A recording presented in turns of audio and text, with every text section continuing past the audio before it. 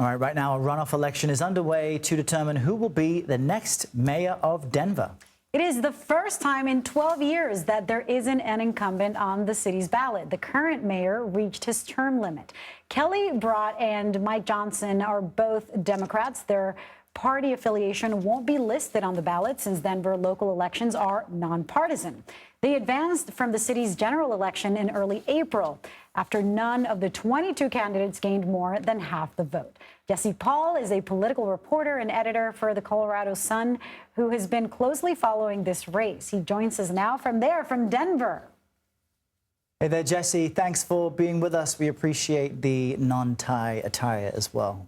That uniform is appreciated here. Talk to us about this being Denver's first election in 12 years without an incumbent mayor and how that kind of changes the race and really why it matters to the rest of the country. You know, Denver is a booming city, and the city has changed dramatically over the past 12 years, whether you're talking about population gains or housing costs or transportation.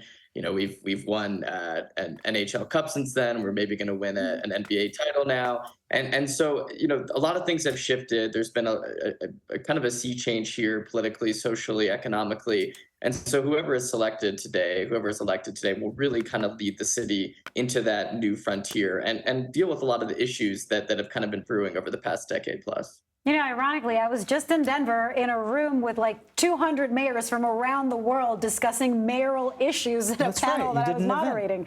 I'm curious about that city, which hosted the city's summit. What are the issues that are at the forefront of the voters' minds? I'd say the top three issues in this election are homelessness and affordable housing, which are kind of combined, and then third, maybe crime.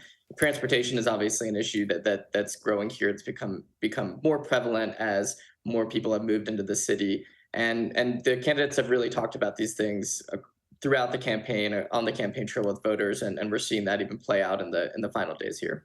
So help us understand then some of their differences in how they're tackling those issues when it comes to homelessness or transportation. I mean, they're both Democrats, so there's likely some similarity, but where do they differ? The candidates are quite similar in a lot of their policy issues. Some of the things in the final days we've seen be separating, differentiating topics are actually pollution. Kelly Brough is the former head of the Metro Chamber of Commerce here in Denver, and so she backed some or opposed some pollution measures in the legislature. And then Kelly Brough has been actually attacking Mike Johnston over some of the big out-of-state donors that he's had supporting his campaign through essentially what's a super PAC. But again, the candidates are very similar on a lot of these issues. Some of the differentiating lines are pretty minor in terms of endorsements. You see that the Denver Police Union backing Kelly Brough over Mike Johnston, and yeah, it's hard. It's been hard for voters to differentiate. I think that's why we've seen lagging turnout here. Things have been kind of slow up until this morning.